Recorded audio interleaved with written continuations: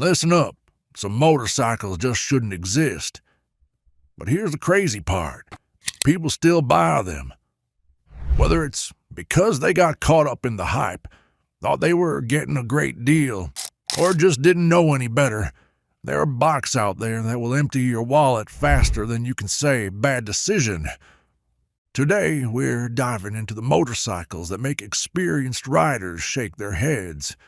These are the bikes that separate smart buyers from suckers. The machines that look good on paper but fall apart in the real world and have proven track records of disappointing owners. So grab a coffee, sit back, and let's talk about the 10 motorcycles that'll leave you broke, frustrated, and wondering why you didn't listen to that one biker buddy who told you to stay away. Number 1. Harley-Davidson Livewire. Because even Harleys need participation trophies. Let's start with the biggest disappointment in recent motorcycle history, the Harley-Davidson Livewire.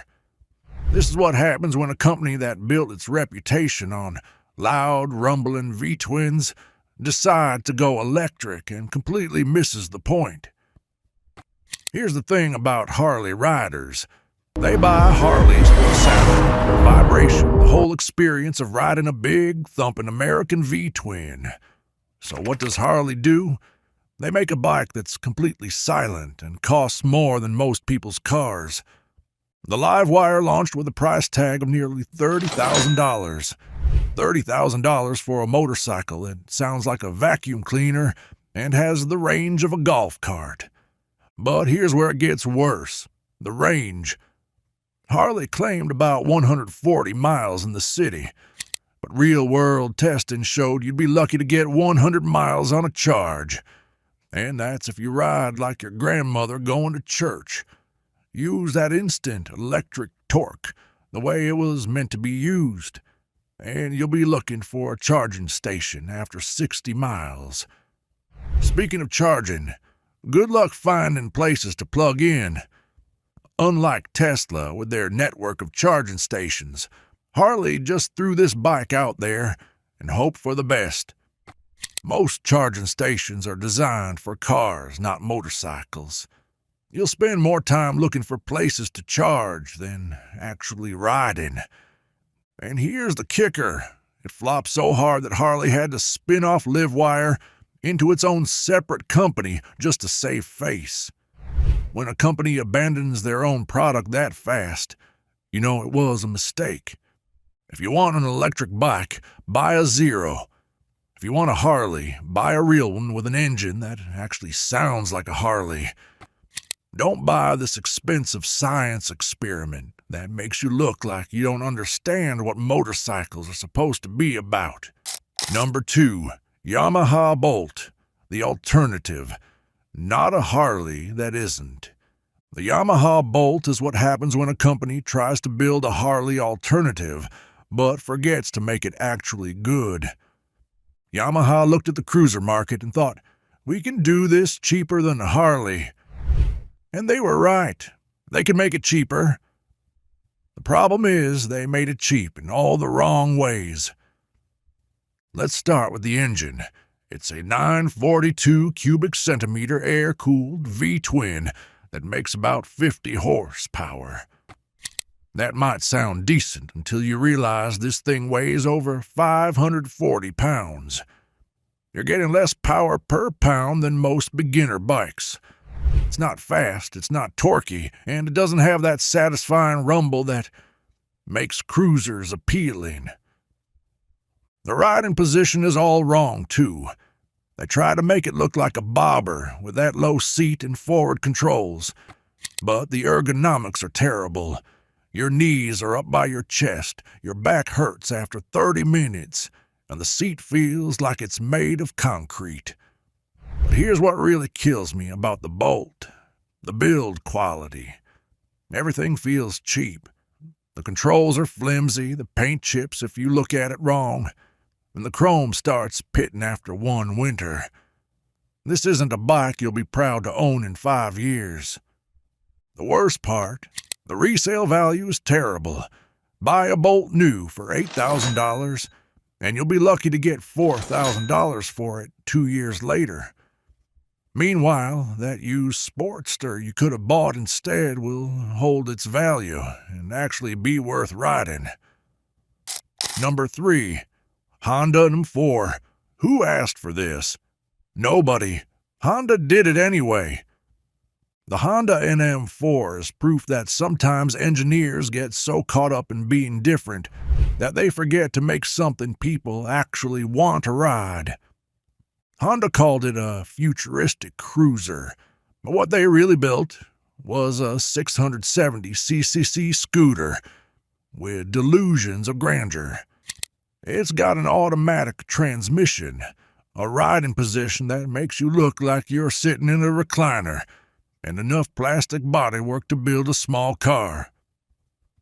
Let's talk about that automatic transmission. Real motorcycles have clutches and gears because that's part of the experience. Taking that away doesn't make riding easier. It makes it boring. The engine makes less than 50 horsepower, which would be fine for a commuter bike. But Honda priced this thing like it was something special. When it launched, you could buy it for about $11,000. $11,000 for a plastic-covered scooter with motorcycle pretensions. But here's what really makes the NM4 a dumb buy. Nobody knows what it's supposed to be. Is it a cruiser? Is it a touring bike? Is it a commuter? Honda couldn't decide, so they tried to make it everything and ended up with nothing. The riding position is weird. You're sitting way back with your feet stretched out in front of you, like you're watching TV. It might be comfortable for short rides, but try touring on this thing and your back will hate you. And that's styling. Honda thought they were being futuristic, but it just looks dated and weird. It's like someone took a normal motorcycle and covered it in plastic from a 1990s concept car. Honda stopped making them after just a few years because nobody was buying them. Now you can find used ones for half their original price, and they still don't sell. If you want a comfortable cruiser, buy a real one. If you want an automatic transmission, buy a scooter. Don't buy this confused mess that doesn't know what it wants to be when it grows up. Number 4. Harley-Davidson Street. 500/750. Like a real Harley, but fake. Here's Harley's attempt at making an entry-level motorcycle, and it's about as successful as you'd expect from a company that doesn't understand what entry-level riders actually want. The Street 500 and 750 were supposed to bring new riders into the Harley family. Instead, they brought shame to the Harley name and disappointment to everyone who bought one, thinking they were getting a real Harley experience. First problem, they don't sound like Harleys. These bikes have liquid-cooled engines that sound more like sewing machines than motorcycles. Second problem, they're slow. The 500 makes about 34 horsepower, and the 750 makes about 47. That might be okay for a beginner bike, but these aren't priced like beginner bikes. Third problem, the build quality is terrible. Everything feels cheap and flimsy. The controls are loose, the suspension is basic, and the overall fit and finish is what you'd expect from a bike that costs half as much. But here's the worst part. Even Harley dealers don't want to sell these things. They know they're not real Harleys, and they know customers will be disappointed. Most dealers would rather sell you a used Sportster for the same money. The resale value is a joke. Buy a Street 750 new for $7,500, and you'll be lucky to get $3,500 for it 2 years later. That's not depreciation. That's financial suicide. And here's what really kills me.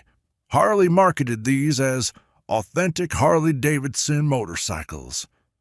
No, they're not. They're cheap bikes with Harley badges that were built to hit a price point, not to deliver the Harley experience. Number 5. Kawasaki Vulcan. Kawasaki's identity. Crisis on two wheels.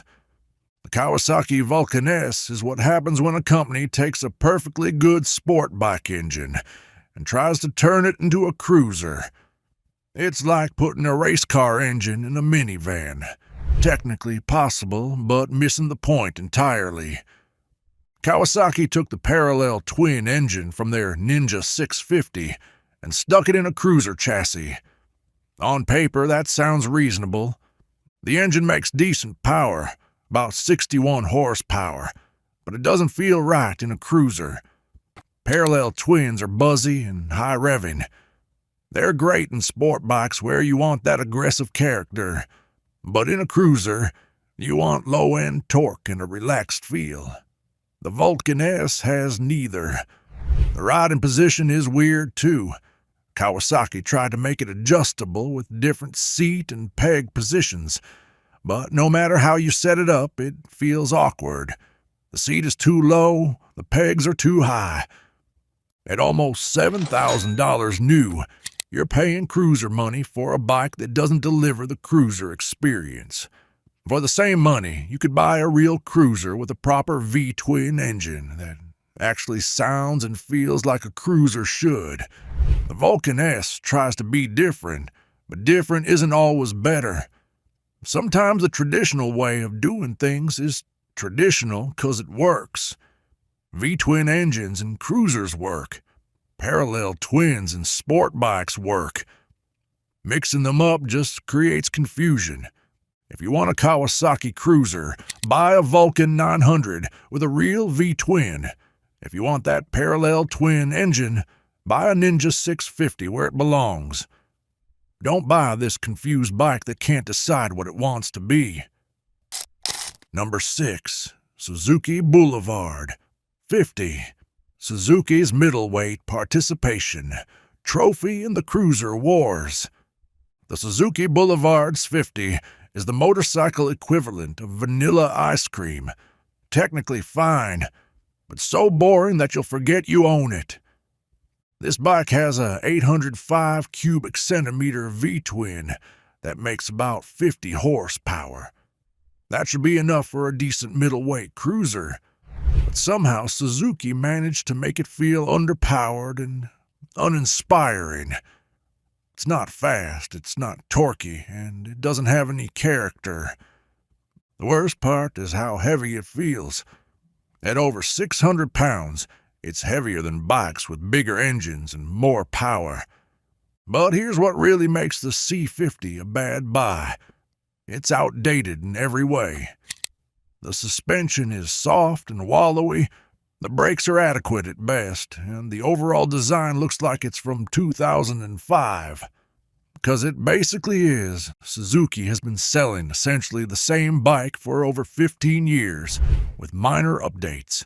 No significant improvements, no modern features, just the same mediocre cruiser year after year. The build quality isn't terrible, but it's not impressive either. Everything works, but nothing works particularly well. It's the kind of bike that'll get you from point A to point B without breaking down, but won't give you any joy in the process. And let's talk about resale value. The C50 depreciates like a rock because there's nothing special about it. Why would someone buy your used C50 when they could get a used Honda Shadow or Yamaha V-Star for the same money? Those bikes have better reputations and more character. The C50 isn't a bad motorcycle, but it's not a good one either. It's just there, taking up space in Suzuki's lineup and disappointing riders who expected more from their purchase. Number 7. Honda Fury, the chopper that only a mother Honda could love. The Honda Fury is what happens when a company known for practical, reliable motorcycles tries to build a custom chopper. It's like watching your accountant try to be a rock star, technically competent but missing the soul entirely. Honda looked at the custom chopper trend and thought, we can mass produce that. They were wrong. Choppers are supposed to be individual expressions of style and attitude. Mass-producing them defeats the entire purpose. The Fury has a 1312 cubic centimeter V-twin engine that makes decent power, but it's wrapped in a package that tries too hard to look cool. The stretched-out frame, raked front end, and low seat look impressive in photos, but they make the bike terrible to actually ride. The handling is awful. That long wheelbase and extreme rake make turning a chore. You need a football field to make a U-turn. The riding position is torture. You're stretched out like you're lying in a hammock, with your feet way out in front and your arms reaching for handlebars that are too far away. Ride this thing for more than 30 minutes and you'll need a chiropractor. But here's what really makes the Fury a dumb buy. It's expensive for what you get. When it was new, Honda wanted over $10,000 for this thing. $10,000 for a bike that's uncomfortable, impractical, and looks like every other mass-produced custom on the road. The fuel tank is tiny, so you'll be stopping for gas every 100 miles. The seat is like sitting on a board. There's no storage space for anything. It's a bike designed to look cool sitting still, and not to actually be ridden anywhere. The resale value is terrible because the chopper trend died out, and now these things look dated and silly. You can find used Furies for half their original price, and they still don't sell because nobody wants a fake chopper that's uncomfortable to ride. Number 8. Honda DN01, when a scooter and motorcycle had a weird baby. The Honda DN01 is one of the strangest motorcycles ever built, and not in a good way. It's what happens when engineers get so focused on being different that they forget to make something people actually want to buy. Honda called it an automatic cruiser, but what they really built was a 680cc scooter with motorcycle pretensions and a price tag that made no sense. It had a CVT transmission like a scooter, bodywork that looked like it came from a concept car, and a riding position that made you look like you were sitting in a dentist chair. The engine made about 60 horsepower, which would be fine for a normal bike, but the DN01 weighed almost 600 pounds. That's a lot of weight for not much power, especially when you can't even shift gears to make the most of what you have. But here's what really made the DN01 a terrible buy: the price. Honda wanted about $15,000 for this thing when it launched. $15,000 for a heavy, slow, automatic motorcycle that looked like a rejected movie prop. The CVT transmission was supposed to be a selling point, but it just made the bike boring to ride. Part of the fun of motorcycles is shifting gears, feeling the engine work, being connected to the machine. The DN01 took all that away and gave you nothing in return. The styling was polarizing, which is a nice way of saying most people thought it was ugly. Honda tried to make it look futuristic, but it just looked weird and dated at the same time. And the riding position was terrible for anything more than short trips. It might have been comfortable for 20 minutes, but try touring on this thing and you'd be miserable. The DN01 lasted exactly 2 years in the U.S. market before Honda gave up and discontinued it. That should tell you everything you need to know about how well it sold. Number 9. Triumph Rocket 3. For riders who think torque is a personality, bigger isn't always better. The Triumph Rocket 3 is what happens when engineers ask, how big can we make this engine? Instead of, should we make this engine this big? It's a 2,500cc monster that proves bigger isn't always better. Don't get me wrong, the Rocket 3 is impressive from a technical standpoint. It makes massive torque and sounds incredible. but it's also completely impractical for almost everything you'd want to do on a motorcycle. First, it's huge. We're talking about 700 pounds of motorcycle that feels even heavier because of how the weight is distributed.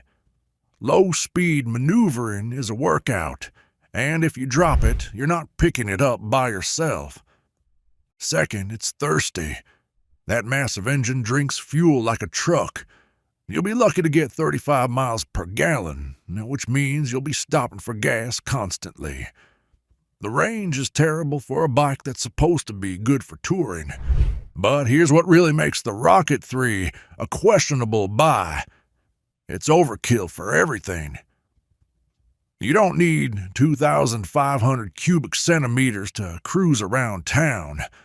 The power delivery is actually problematic. There's so much torque available that it's easy to overwhelm the rear tire, especially in less than perfect conditions.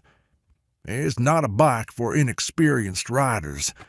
The Rocket 3 attracts a certain type of rider, the guy who thinks bigger is always better and wants to brag about having the biggest engine at bike night. But bragging rights don't make up for the practical problems of owning this thing. The Rocket 3 is a cool bike to look at and impressive to ride for short distances, but as a practical motorcycle for real-world use, it's too much bike for most situations and most riders. Number 10. BMW R1200C, the bike that says, "I'm different," and BMW regrets it. The BMW R1200C is proof that even the best motorcycle companies can make terrible mistakes when they try to be something they're not. BMW looked at the American cruiser market and thought, we can do this better with German engineering. They were wrong. The R1200C used BMW's signature Boxer engine, which works great in their adventure bikes and touring bikes. But in a cruiser, it was all wrong. Boxer engines stick out to the sides, which looks weird in a low-slung cruiser. And they don't make the kind of torque curve that cruiser riders expect. At 1170cc, you'd expect decent power, but the R1200C only made about 61 horsepower. That's pathetic for a bike that size and weight. But the real problem was the price. BMW wanted premium money for this thing, over $15,000 when it was new. For that money, you could buy a top-of-the-line Harley or Indian that would actually deliver the cruiser experience. At over 560 pounds, it was heavy and clumsy. The low center of gravity that works in BMW's adventure bikes just made the R1200C feel like a boat on two wheels. The bike lasted only a few years before BMW quietly discontinued it and pretended it never happened. That should tell you everything about how successful it was. Today, you can find used R1200Cs for a fraction of their original price, and they still don't sell well. They're curiosities for BMW collectors, not bikes that anyone actually wants to ride regularly. If you want a BMW, buy one of their excellent adventure bikes or touring bikes. If you want a cruiser, buy from a company that understands cruisers. Don't buy this expensive mistake that tried to be something it wasn't. There you have it. 10 motorcycles that prove not every bike deserves to exist. These aren't just my opinions. These are bikes with proven track records of disappointing owners, terrible resale values, and fundamental design flaws that make you wonder what the manufacturers were thinking. Smart riders do their research. They talk to people who actually own the bikes they're considering. They read reviews from real owners, not just magazine tests. And most importantly, they buy bikes from companies that understand what riders actually want. What do you think? Have you owned any of these bikes? Did I miss one that deserves to be on this list? Drop a comment below and let me know your thoughts. And if this video saved you from making an expensive mistake, hit that like button and subscribe for more real-world motorcycle advice.